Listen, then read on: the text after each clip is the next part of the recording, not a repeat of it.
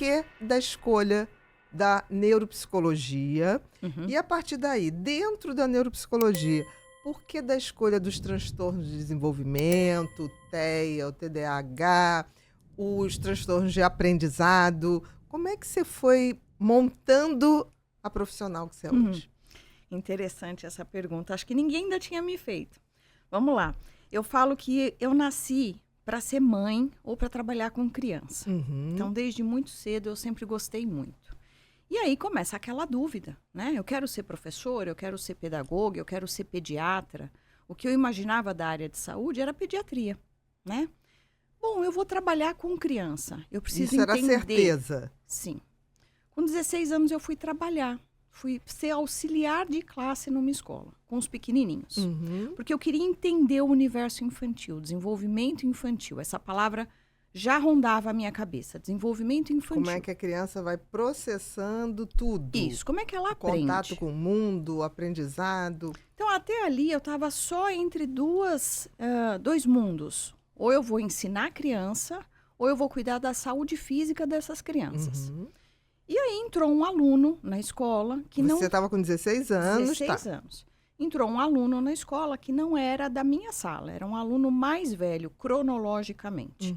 Felipe, encontrei com ele recentemente. Um beijo, Felipe, já está adulto. E ele não se adaptou na sala dele.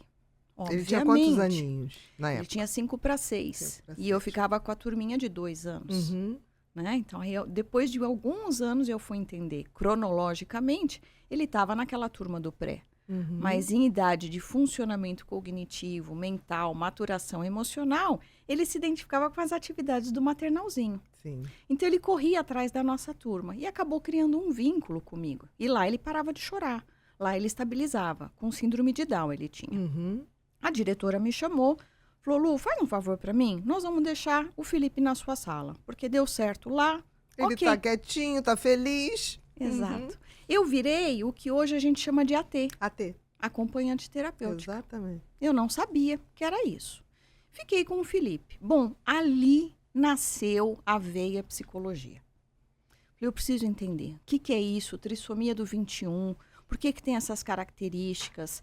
Ele não aprende? Não, ele aprende. Mas depende da forma como eu ensino.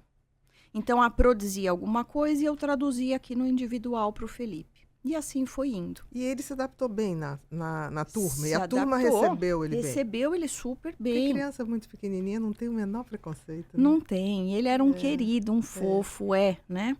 E aí, eu entendi, então, que eu queria psicologia. Bom, tínhamos internet? Não. Tínhamos onde pesquisar? Não. Comprei manual do estudante, guia universitário. Vou lá ler o que quer dizer psicologia. Falei, gostei dessa parada aqui, vou prestar vestibular. Bom, fui. Guia do estudante. Guia do estudante, na banca de jornal. Isso mesmo. Não é? Aí tinha as principais universidades, as estrelinhas, o ranking. Ok, fui fazer psicologia. Eu acho que eu não saí satisfeita, porque eu queria entender de cérebro. Daí eu passei anos pensando assim, você é louca.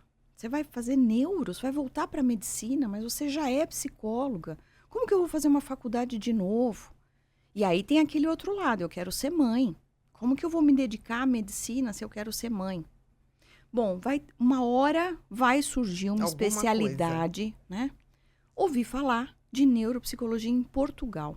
Ainda não existia no Brasil.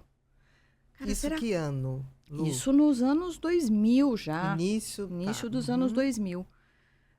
Entrei em contato com esse pessoal, comecei a cursar. Eles conseguiram abrir uma filial no Brasil, de um polo de pós-graduação, ligado ao HC, que é aquele grupo da Camila, daquele grupo que já estudava neuro, mas nós ainda não tínhamos certificação no Brasil.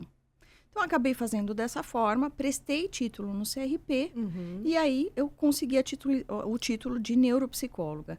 E acho que me satisfiz mais com essa questão. Já não estava totalmente satisfeito, mas já deu um passinho. Já dei. Para frente. Porque aí eu consegui entender realmente o que era primeiro o bloco cerebral, segundo, como é que o estímulo entra, como é que o estímulo é processado, por que eu memorizo algumas coisas e outras não, né? Por que eu consigo memorizar tão bem o dia do nascimento do meu filho, mas a senha que me deram no laboratório, que eu fui fazer exame, eu joguei fora. Eu entendi que aquilo era memória de trabalho, que era memória imediata. Então, aquilo matou minha sede, né? E o autismo, a síndrome de Down, o TDAH, ele faz muito parte da minha vida. Porque na psicologia, no 4º ano, você ganha um paciente, né? Então, nossa, é o ano... No estágio, é o ano mais esperado, ambulatório, você roda no ambulatório. Isso, então você ganha um jaleco e ganha um paciente. Aí eu fiquei Exatamente. super feliz que eu ganhei esse paciente. Bom, ele veio para mim sem diagnóstico. Naquela época, existia uma resistência muito grande do professorado, dos profissionais, em darem um diagnóstico. O que era um grande engano, né? Porque as pessoas falavam assim, vai rotular. Mas Exato. existem diagnósticos que, quanto no TEA, a gente sabe disso, se não for precoce, você está perdendo tempo, uma janela de oportunidade de você fazer aquele TEA sair de um grau 3 para 1, para 2. Ele migrando. Exatamente. Então, assim, eu li Que é a diversos... neuroplasticidade. Exato. Mas os professores, eles conseguiam convencer a gente com capítulos de livro, com textos, sobre rotular, né? Exatamente. E aí eu tinha tido contato com um livro muito antigo, com uma orientação ainda super psicanalítica, a tal da Mãe Geladeira, que se Coitada chama... das mães. Coitada das mães, que elas foram Você imagina culpadas. que nessa época, né? Porque você já tem todo o dispêndio de energia com esse filho, toda a preocupação, todo o processo de luto, Exatamente. né? Porque Do filho que não típico que você teve e esperava um filho típico. e a culpa ainda é sua. A culpa ainda é sua. Você Exatamente. deixou de dar afeto. Exatamente. Mas foi um livro que me marcou muito, chama-se Dibs, Em Busca de Si Mesmo.